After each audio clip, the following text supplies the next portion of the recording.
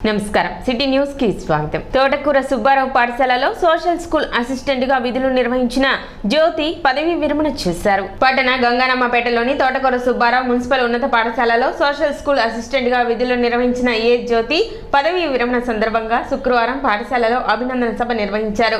సభకు పాఠశాల ప్రధానోపాధ్యాయులు డివిఆర్ ప్రసాద్ అధ్యక్షత వహించారు। కార్యక్రమానికి మాజీ మార్కెట్ యార్డ్ చైర్మన్ తోటకూర వెంకట రమణారావు, మండల విద్యాశాఖ అధికారులు ఎం లక్ష్మీనారాయణ, వి జయంతి బాబులు ముఖ్య అతిథులుగా హాజరయ్యారు। సుమారు 30 సంవత్సరాల పైగా ఉపాధ్యాయ వృత్తిలో విశిష్ట సేవలు అందించినందుకు గాను ఉపాధ్యాయులు ముఖ్య అతిథులు జ్యోతిని ఘనంగా సత్కరించారు। కార్యక్రమంలో జి ప్రసన్న కుమార్, జి బాబురావు, జ్యోతిరావు, విద్యార్థులు పాల్గొన్నారు।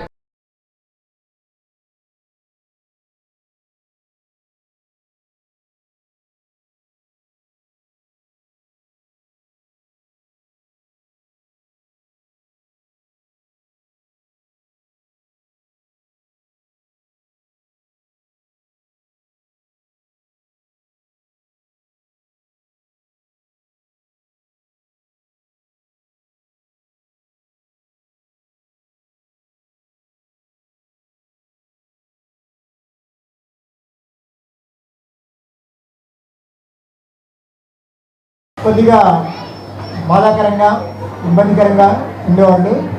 కానీ మారిన ఆర్థిక పరిస్థితుల దృష్ట్యా, వేతనాల దృష్ట్యా ఉద్యోగ విరమణ లేక ఉద్యోగ బాధ్యతల నుండి తొలగిపోవడం అనేది ఆనందంగా చేస్తున్నారు।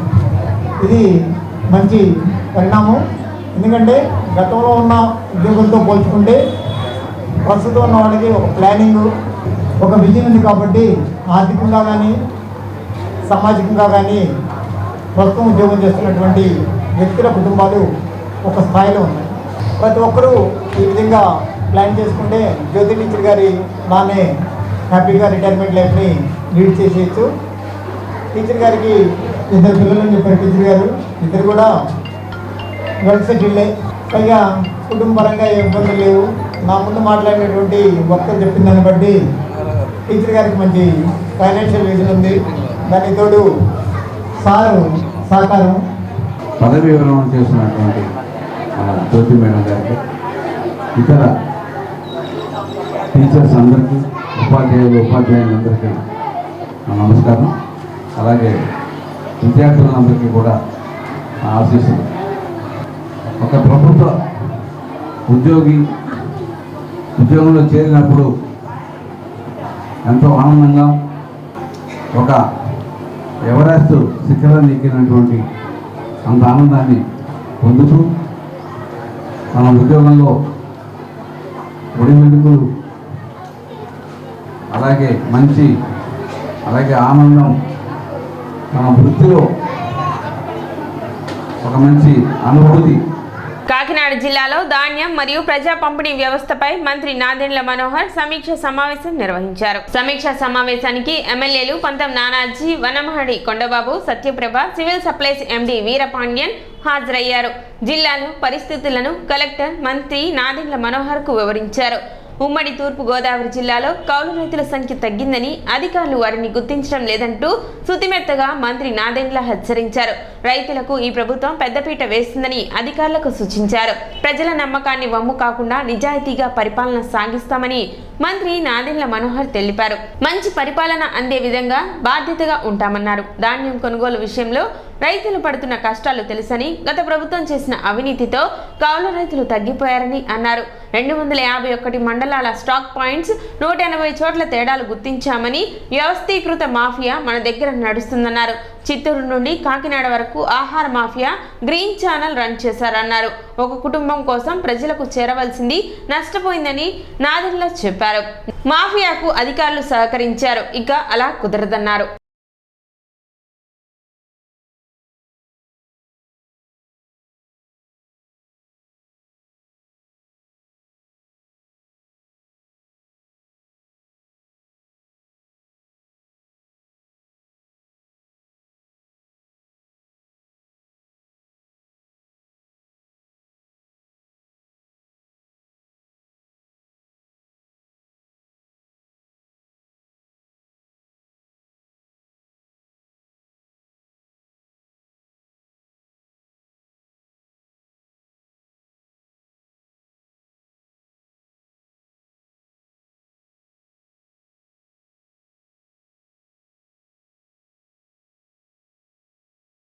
తెనాలి ప్రభుత్వ వైద్యశాల ఎదురుగా ఉన్నటువంటి ఆక్రమణలను పురపాలక సంఘ అధికారులు తొలగించారు. వైద్యశాలకు వచ్చే వారికి అసౌకర్యంగా ఉందని వైద్యశాల సూపరింటెండెంట్ ఇచ్చిన ఫిర్యాదు మేరకు వైద్యశాల ఎదురుగా ఉన్నటువంటి దుకాణాలను ఆక్రమణలను తొలగింపచేశారు. పోలీస్ సిబ్బంది సహాయంతో ఎటువంటి అల్లర్లు జరగకుండా ఆక్రమణలను తొలగింపచేశారు. పురపాలక సంఘ అధికారులు ముందస్తు నోటీసులు ఇవ్వడంతో కొంతమంది స్వచ్ఛందంగా దుకాణాలను తీసివేశారు. ప్రభుత్వ స్థలాలను ఆక్రమించుకోవడం నేరమని పట్టణంలో అటువంటి ఆక్రమణలను తొలగిస్తున్నట్లు మున్సిపల్ అధికారులు తెలిపారు. ఈ కార్యక్రమంలో టౌన్ ప్లానింగ్, పోలీస్ అధికారులు, సిబ్బంది పాల్గొన్నారు.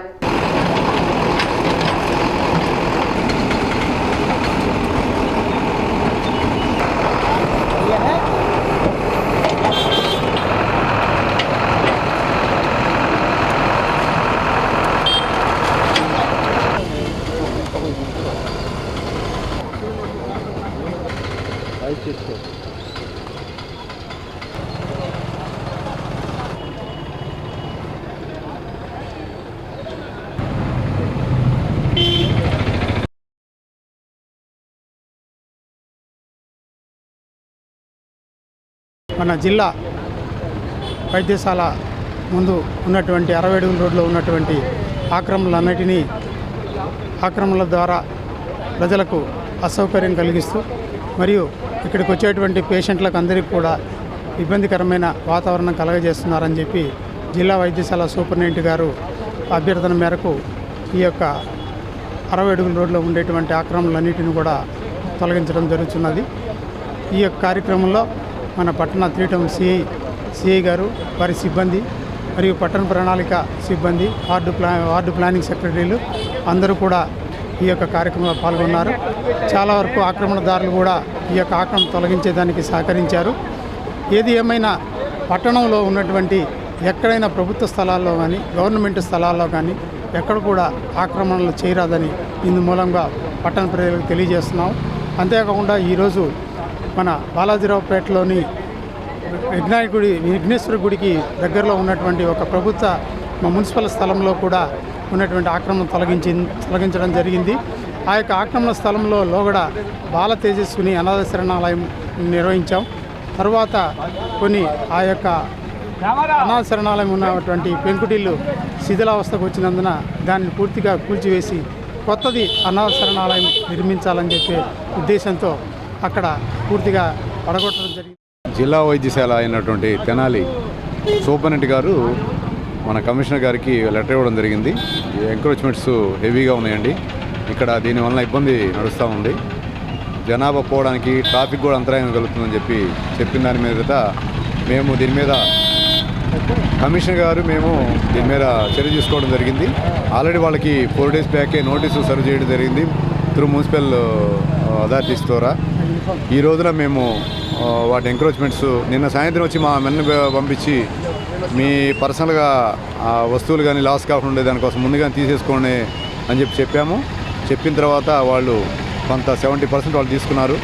రిమైనింగ్ వాళ్ళు తీయడానికి కష్టంగా ఏదైతే ఉందో వాటిని వాళ్ళ వస్తువులు లాస్ కాకుండా ప్రొక్లైన్ ద్వారా తీసిపెట్టాము.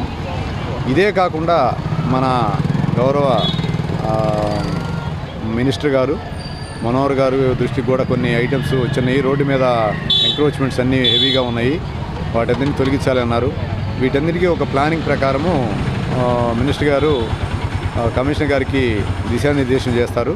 దాని ప్రకారము దానికి కావాల్సిన సెక్యూరిటీ సంబంధించి కానీ ట్రాఫిక్ ఏమైనా అంతరాయాలు ఎక్కడైనా ఉన్నా కూడా వాటిని మేము పకడ్బందీగా దగ్గరుండి చేస్తాము. ప్రజలందరూ కూడా గవర్నమెంట్ స్థలాల్లో ఆక్యుపేషన్లు కానీ అట్లాంటి ఏం లేకుండా దయచేసి అలాంటి ప్లేస్లో మేము వెళ్ళిన తర్వాత కూడా అబ్స్ట్రక్షన్ చేయకుండా అందరూ కూడా సహకరించాలని మేము పేరున కోరుకుంటున్నాము. రేషన్ పంపిణీలో కార్డుదారులకు ఎటువంటి ఇబ్బందులు తలెత్తకుండా చూడాలని డీలర్లకు, ఎండీఓలకు తహసీల్దార్ శ్రీనివాసరెడ్డి సూచించారు. జూలై 1వ తేదీ నుండి ఇంటి వద్దనే రేషన్ పంపిణీ చేయనున్న నేపథ్యంలో గురువారం రేషన్ డీలర్లకు, ఎండీఓలకు తహసీల్దార్ కార్యాలయంలో తహసీల్దార్ శ్రీనివాసరెడ్డి అధ్యక్షతన సమావేశం నిర్వహించారు.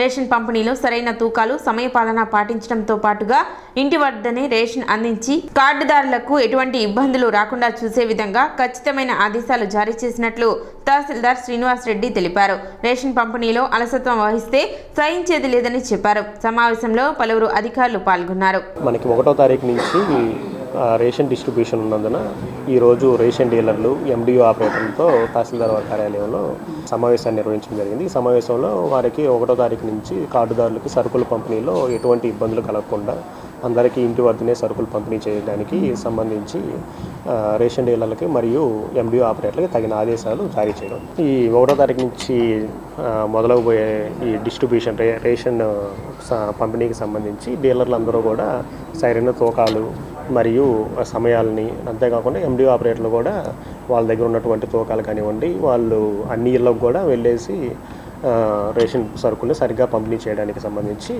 ఖచ్చితమైన ఆదేశాలను జారీ చేయడం. కందిపప్పు ఇంకా రాలేదు.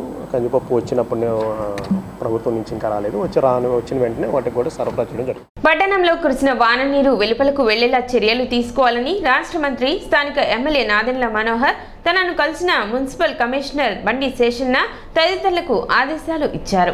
అప్పటి నుండి అధికారులు పట్టణ పరిధిలోని మురుగు కాలువలు, పంట కాలువల్లో పూడికతీత పనులు చేపట్టారు. అయితే బురిపాలెం రోడ్డుకు ఇరుపక్కల ప్రధాన మురుగు కాలువల్లో మున్సిపల్ అధికారులు ఏటా పూడికతీత పనులు చేస్తున్నారు. వీరు కాలువలపై ఆక్రమణలు తొలగించకుండా కనిపించినంత వరకు పూడిక తీసి మమ్మ అనిపిస్తున్నారు. ఇటీవల కురిసిన భారీ వర్షాలకు కాలువలలో నీరు ముందుకు కదలక స్తంభించి రోడ్డు చెరువును తలపించింది. దీంతో మున్సిపల్ అధికారులు బుధవారం ఆ రోడ్డులోని ఆక్రమణల కింద పూడికతీత పనులు చేపట్టారు. పారిశుద్ధ్య కార్మికులు వాటి కిందకు వెళ్లలేని పరిస్థితి ఉండటంతో అందిన వరకు తీసి సరిపుచ్చుతున్నారు. కాలువలపై ఆక్రమణలు పూర్తిగా తొలగించి పూడికతీత పనులు చేస్తేనే వాన నీరు సక్రమంగా వెలుపలకు పోతుందని పలువురు నిపుణులు సూచిస్తున్నారు.